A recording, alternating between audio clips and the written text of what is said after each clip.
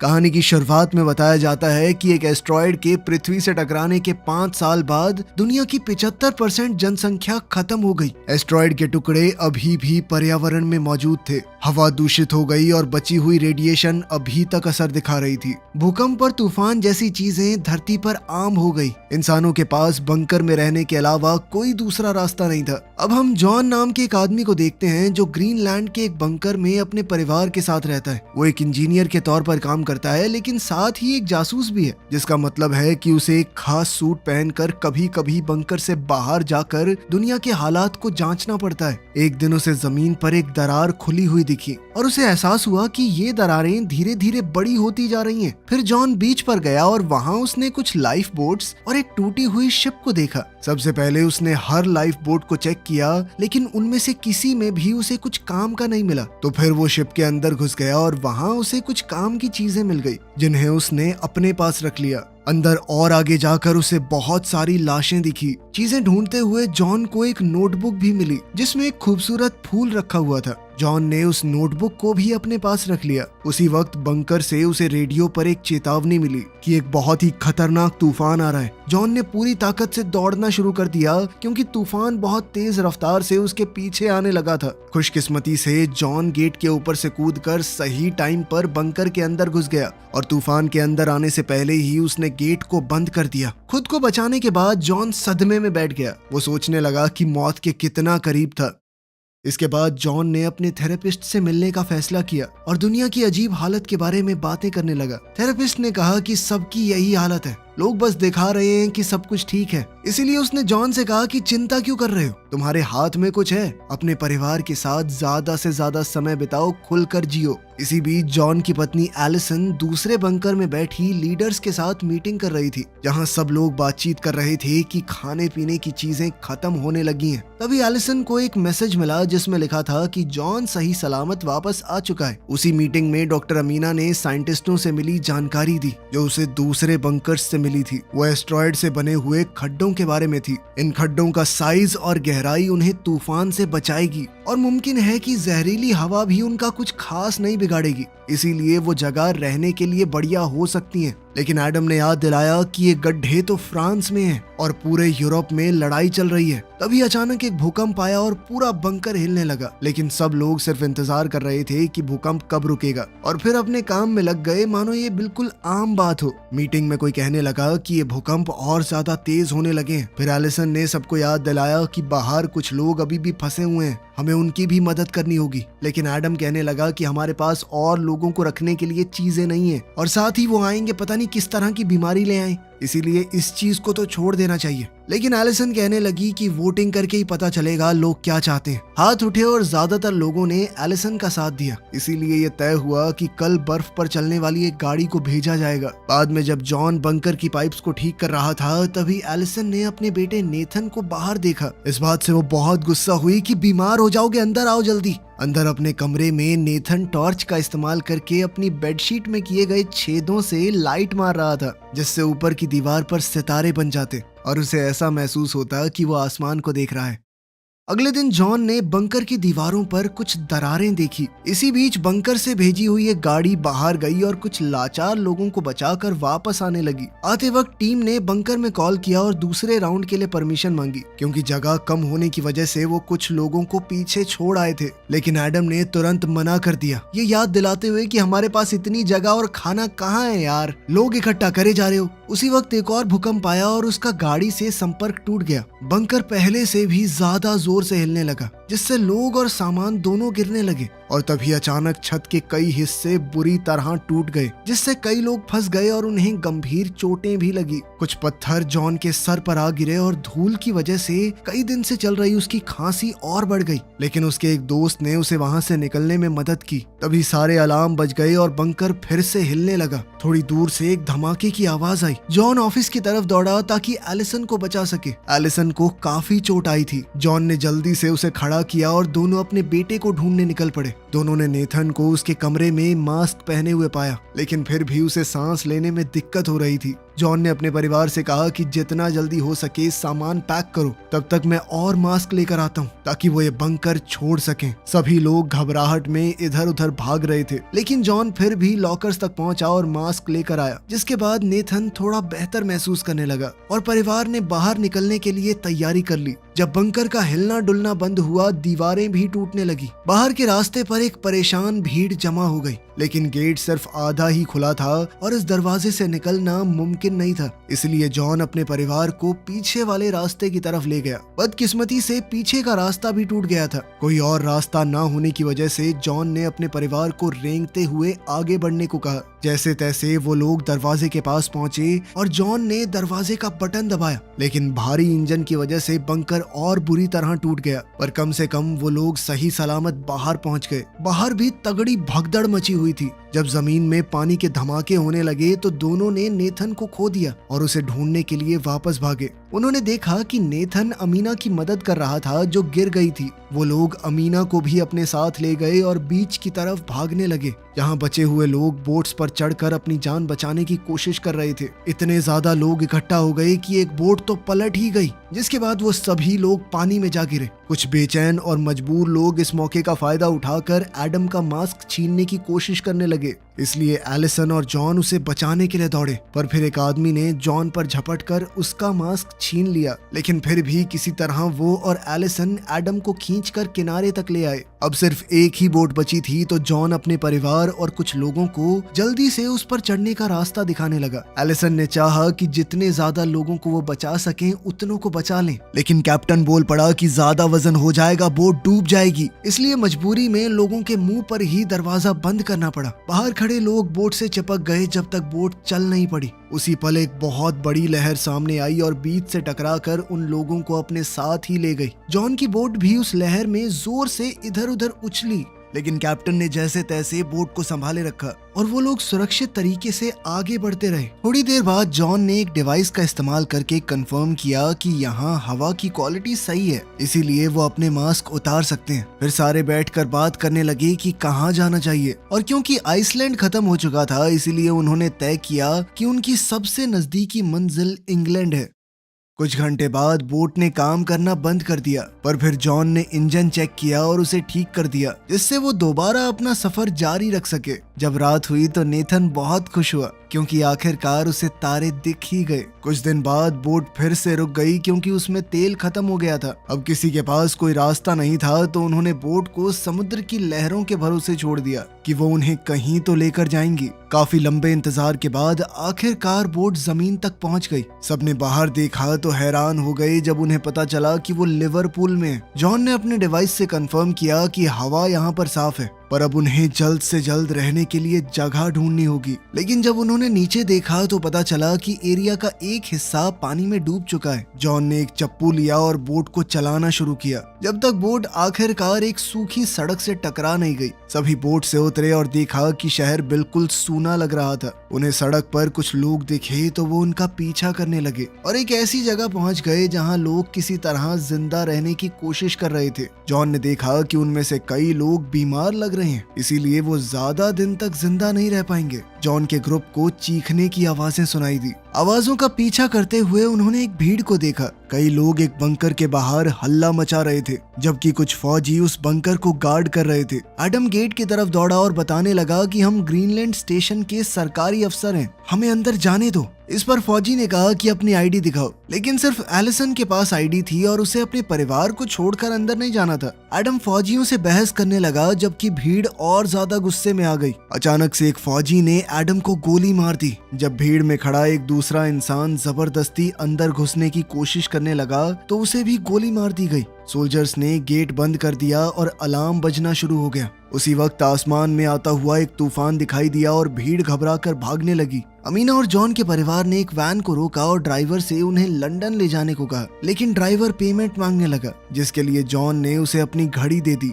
जिसके बाद ड्राइवर मान गया और गाड़ी तेज रफ्तार से शहर से निकल पड़ी। समय रहते वो लोग तूफान से भी बच गए। एलिसन नेथन को गले लगाकर तसल्ली दे रही थी कि सब सही हो जाएगा, जबकि एमिना एडम के लिए बहुत दुखी थी। ड्राइवर ने बताया कि लोग इतने मजबूर हो चुके हैं कि खाने के लिए किसी को भी मार देंगे। कुछ घंटे बाद वैन जंगल के बीच में थोड़ी देर के लिए रुक गई। तब जॉन ने ड्राइवर से पूछा कि तुम्हें फ्रांस की हालत के बारे में कुछ पता है? पर ड्राइवर कहने लगा कि वो इलाका बहुत ज्यादा खतरनाक है और मुझे तो एस्ट्रॉयड के खड्डे वाली वो बात झूठ सी लगती है कि वहाँ पर बहुत बढ़िया जमीन है, पानी है, सब कुछ है। अचानक उन्हें अजीब सी आवाज सुनाई दी तो उन्होंने देखा कि आसमान से अभी भी एस्ट्रॉयड के कई टुकड़े गिर रहे हैं। सभी लोगों ने तुरंत जल्दी से पेड़ों को पकड़ लिया ताकि वो हवा के साथ उड़ ना जाएं। लेकिन तभी वो ड्राइवर कहने लगा कि वो वैन ही मेरा सब कुछ है। वो अपनी वैन को बचाने के लिए दौड़ पड़ा, लेकिन इसी दौरान टुकड़े जमीन पर गिरने लगे और उनमें से एक ने ड्राइवर के साथ साथ वैन को भी तबाह कर दिया। जब ये टुकड़ों की बारिश खत्म हुई तो हमारे 4 बचे लोगों ने वैन से अपने बैग और काम की जो भी चीज मिल सकी निकाल ली और अब पैदल ही आगे का सफर जारी रखा। आखिरकार वो लंदन पहुंच गए और एक बहुत बड़ी बिल्डिंग का दरवाजा खटखटाने लगे। दरवाजा खुला पर अचानक से मैकेंजी नाम की औरत ने उन पर बंदूक तान दी, लेकिन इत्तेफाक से ये लोग मैकेंजी के पुराने दोस्त थे। उसने तुरंत बंदूक नीचे कर ली और उन्हें अंदर आने दिया। फिर उसने उन्हें बिल्डिंग के अंदर घुमाया और बताया कि ये बिल्डिंग एक रिटायरमेंट होम है, इसीलिए यहाँ रहने वाले सारे लोग बुजुर्ग हैं। मैकेंजी ने बताया कि मैंने पूरी बिल्डिंग को सील कर दिया है और कुछ सोलर पैनल्स की मदद से जनरेटर चल रहा है, वो हवा को साफ करता रहता है। सबने खाना पीना खाया और खूब बातें करने लगे। जॉन ने अब मैकेंजी से फ्रांस के उन गहरे गड्ढों के बारे में पूछा। मैकेंजी ने कहा कि मैंने अफवाहें तो सुनी है, लेकिन मैं नहीं जानती वो सच है या नहीं। बाद में एलिसन सोने की कोशिश कर रही थी, लेकिन सोए कैसे? जॉन बाथरूम में बार बार खांस रहा था। जब उसने सिंक में देखा तो उसे खून दिखाई दिया। जॉन ने टालने की बहुत कोशिश की, लेकिन एलिसन ने कहा कि सच बताओ प्लीज। इसलिए जॉन ने आखिरकार अपना राज खोला। वो कहने लगा कि बंकर में एक डॉक्टर ने बताया था मुझे कि जब खून आने लगे तो सिर्फ 6 से 8 हफ्ते बचे हैं जीने के। ये सुनकर एलिसन पूरी तरह टूट गई। वो कहने लगी कि हम लोग यहीं रुक जाते हैं 2 महीने, तुम अपने आखिरी दिन आराम से बिता लो। लेकिन जॉन ने कहा कि मैं यहाँ नहीं मरने वाला, मैं तुम्हें और हमारे बेटे को सही सलामत फ्रांस तक लेके जाऊंगा। वहीं तुम्हारे लिए एक नया घर ढूंढने के बाद शांति से मर पाऊंगा मैं। अगले दिन मैकेंजी ने उन्हें रिटायरमेंट होम में खड़ी एक पुरानी गाड़ी सौंप दी ताकि वो लोग सुरक्षित अपनी जगह तक पहुंच पाएं। उसने जॉन के हाथों में एक बंदूक भी थमा दी ताकि वो अपनी और अपने परिवार की सुरक्षा कर सके। मैकेंजी ने उन्हें आखिरी बार गले लगाया और फिर चारों वहां से रवाना हो गए। कुछ घंटे बाद जब वो शहर के किनारे से गुजर रहे थे तो जॉन ने देखा कि नेथन उदास लग रहा है और वो आपस में बातचीत करते हुए कोई गेम खेलने लगे। पर तभी अचानक एक गोली खिड़की को तोड़ते हुए सीधा अमीना को जा लगी, जिसकी मौके पर ही मौत हो गई। झाड़ियों में छुपे कुछ आदमी उन पर लगातार गोलियां चलाते रहे, लेकिन उन्होंने इंजन को निशाना नहीं बनाया क्योंकि उनका मकसद कार को चुराना था। जॉन ने तुरंत गाड़ी के पीछे पोजीशन ले ली और जवाब में गोलियां चलाना शुरू कर दिया। जैसे जैसे लुटेरे पास आते गए जॉन ने उन्हें एक एक करके मार गिराया। अब सिर्फ एक आदमी बचा था, लेकिन जॉन की गोलियां खत्म हो गई। मगर एलिसन के पास दूसरी बंदूक थी और उसने आखिरी आदमी को गोली मार दी, इससे पहले कि वो उन्हें कुछ नुकसान पहुंचाता। एक दूसरे को तसल्ली देने के बाद उन्होंने मिलकर एक गड्ढा खोदा और एमिना को दफना दिया। जॉन अपनी दोस्त को अलविदा कहते हुए एक प्रार्थना करने लगा, जिसे नेथन ने बड़े गौर से सुना। कुछ घंटे बाद परिवार एक बड़े से रेगिस्तानी इलाके में पहुंच गया। वो समझ गए कि ये जगह इंग्लैंड और फ्रांस के बीच में जो समुद्र हुआ करता था वो है। यहाँ से पानी हट चुका था तो कम से कम उन्हें बोट की जरूरत तो नहीं पड़ेगी। रास्ते में उन्हें कई सारे समुद्री जहाज पड़े हुए मिले। थोड़ा आगे जाकर उन्हें कुछ लोग दिखाई दिए। थोड़ा देखने पर उन्हें पता चला कि जमीन के बीच में एक बहुत बड़ी दरार है और उन्हें इस दरार के उस तरफ ही जाना है। यहाँ पहुंचना होगा रस्सियों से बने हुए खतरनाक पुल से। ये देखकर नेथन बहुत ज्यादा डर गया और कहने लगा कि मैं नहीं जा रहा उधर। तब जॉन उसे हिम्मत देते हुए सबसे पहले गया। पूरे परिवार ने धीरे धीरे बहुत संभल कर रस्सी पार करना शुरू किया। जब जॉन को अचानक से खांसी आई तो वो लगभग फिसल ही गया था, लेकिन उसने तुरंत खुद को संभाला। तभी अचानक बहुत तेज हवाएं चलने लगी और हवा ने पुल को जोर जोर से हिलाया, लेकिन अभी भी सबने खुद को किसी तरह बचाए रखा। किस्मत से हवा जल्दी ही रुक गई और परिवार आगे बढ़ता रहा और बीच में एक चट्टान तक पहुंच गया। वहां से 2 सीढ़ियां दूसरी तरफ जा रही थी। वो लोग सीढ़ियों के बीच में ही पहुंचे थे। अचानक से जोरदार भूकंप आ गया। किस्मत से तीनों में से कोई नहीं गिरा। वो तीनों आगे बढ़ने लगे ही थे कि तभी अचानक से दूसरा भूकंप आया। इस बार दोनों तरफ की चट्टानें टूटने लगी जल्द ही रस्सियों से बना हुआ वो पुल भी टूट गया। कई सारे लोग खाई में नीचे गिर के मर गए। दूसरी सीढ़ी पर मौजूद एक आदमी ये देखकर डर गया और उसने जल्दी से दूसरी तरफ पहुंचने के लिए अपने आगे लगे हुए आदमी को धक्का देकर खाई में गिरा दिया, लेकिन फिर वो सीढ़ी पूरी फिसलने लगी। इसीलिए वो आदमी छलांग मार के नेथन के ऊपर कूद गया। इसी के साथ दूसरी सीढ़ी नीचे खाई में गिर गई। परिवार ने नेथन को पकड़ के रखा जबकि वो आदमी फिसल कर अपनी मौत की तरफ चला गया। नेथन को उसके माँ बाप ने वापस ऊपर चढ़ने में मदद की और फिर किसी तरह सीढ़ी को पार कर लिया। अब उनके पास पैदल चलने के अलावा कोई चारा तो था नहीं, लेकिन चाहे वो जितना भी चलते जाएं सिर्फ एक वीरान जमीन ही नजर आती थी। तभी अचानक से उन्हें गोली चलने की आवाज सुनाई दी और उन्होंने डेनिस नाम के एक आदमी को उन पर बंदूक ताने हुए देखा, लेकिन उसने बंदूक को नीचे कर लिया जब उसे एहसास हुआ कि ये लोग लुटेरे नहीं हैं। वो उन्हें सीधा अपने घर ले गया। कुछ ही देर में जॉन और उसका परिवार फ्रांस पहुंच गया।